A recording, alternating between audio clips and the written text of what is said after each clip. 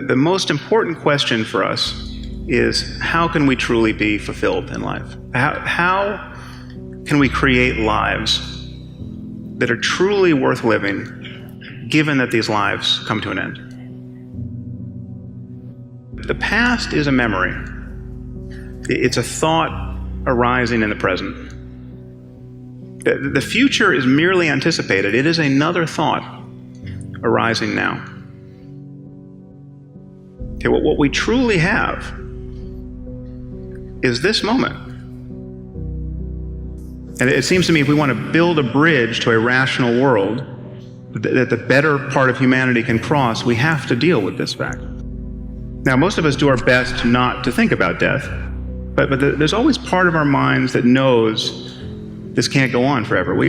Part of us always knows that we're just a doctor's visit away or a phone call away from being starkly reminded with the fact of our own mortality, or of those closest to us. Now, I'm sure many of you in this room have experienced this in some form. You must know how uncanny it is to suddenly be thrown out of the normal course of your life and just be given the full-time job of not dying or caring for someone who is. But the one thing people tend to realize at moments like this is that they wasted a lot of time when life was normal. Okay, and it's not just what they did with their time. It's not just that they spent too much time working or compulsively checking email. It's that they cared about the wrong things. They regret what they cared about. Their attention was bound up in petty concerns, year after year, when life was normal. And this is a paradox, of course, because we all know this epiphany is coming. I mean, don't you know this is coming? Don't you know that there's going to come a day when you'll be sick or someone close to you will die, and you'll look back on the kinds of things that captured your attention, and you'll think, what was I doing? You know this, and yet if you're like most people, you'll spend most of your time in life tacitly presuming you'll live forever. I mean, it's like watching a bad movie for the fourth time. Or bickering with your spouse. I mean, these things only make sense in light of eternity. Because even if you live to be 100, there's just not that many days in life. So what is the point of life? I mean, is anything sacred? Does such a question even make sense? And I think these questions do make sense, and there are answers to them. But the answers are not a matter of getting more information. The answer is a change in attitude. There are ways of experiencing life as sacred, without believing anything, and certainly without believing anything on insufficient evidence. There are ways to really live in the present moment. What's the alternative? It is always now. However much you feel you may need to plan for the future, to anticipate it, to mitigate risks, the reality of your life is now. Now, this may sound trite, but it's the truth. It's not quite true as a matter of physics. In fact, there is no now that encompasses the entire universe. You can't talk of an event being simultaneously occurring here and one at the same moment occurring in Andromeda. The truth is, now is not even well defined as a matter of neurology, because we know that inputs to the brain come at different moments, and that consciousness is built upon layers of inputs whose timings have to be different. Our conscious awareness of the present moment is, in some relevant sense, already a memory. But as a matter of conscious experience, the reality of your life is always now. And I think this is a liberating truth about the nature of the human mind. In fact, I think there's probably nothing more important to understand about your mind than that, if you want to be happy in this world.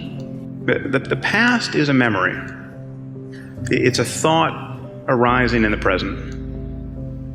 The future is merely anticipated. It is another thought arising now.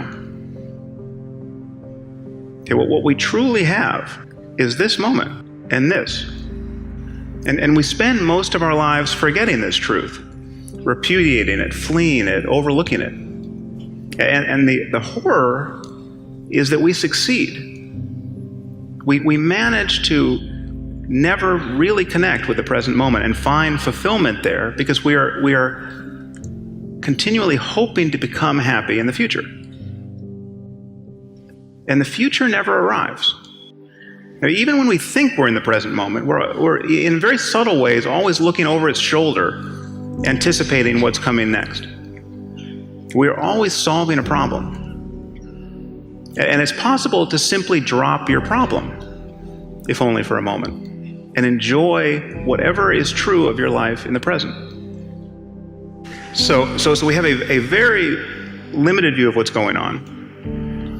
We're subjectively unaware of most of what our minds are doing. And yet when we think about what matters is consciousness and its contents. Okay, consciousness is everything. Our experience of the world, the experience of those we care about, is a matter of consciousness and its contents. So whatever the origins of consciousness, the most important question for us is, how can we truly be fulfilled in life? How can we create lives that are truly worth living, given that these lives come to an end? We're all in the business of seeking fulfillment and relief from suffering. I mean, this is not to say that we want mere pleasure or the easiest possible life. That much of what we want in life, much of what we want to experience, entails struggle, and many of us learn to enjoy the struggle itself in some measure. Any athlete knows that there's certain kinds of pain that are actually pleasurable. If the burn of lifting weights was actually the symptom of a disease, it would be intolerable. But because it's happening in the context of a strenuous exercise and progress there, most people learn to enjoy it. So the conceptual lens through which we view even very intense sensation largely determines how we feel about it.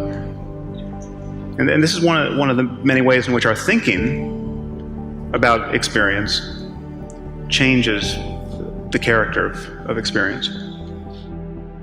So the frame we put around the present moment is important and largely determines our experience of it. And how we think about death changes depending on whether we're thinking about dying ourselves or about losing the people we love. But whichever side of the coin we take here, death is really an ever-present reality for us. And it is so whether we're thinking about it or not.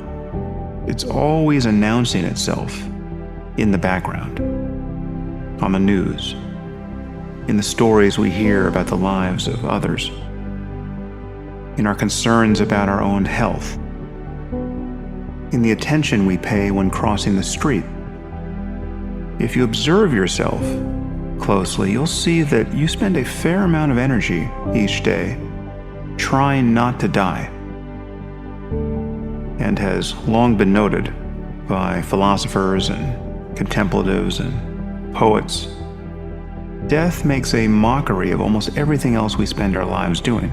But contemplating the brevity of life brings some perspective to how we use our attention. It's not so much what we pay attention to, it's the quality of attention. It's how we feel while doing it.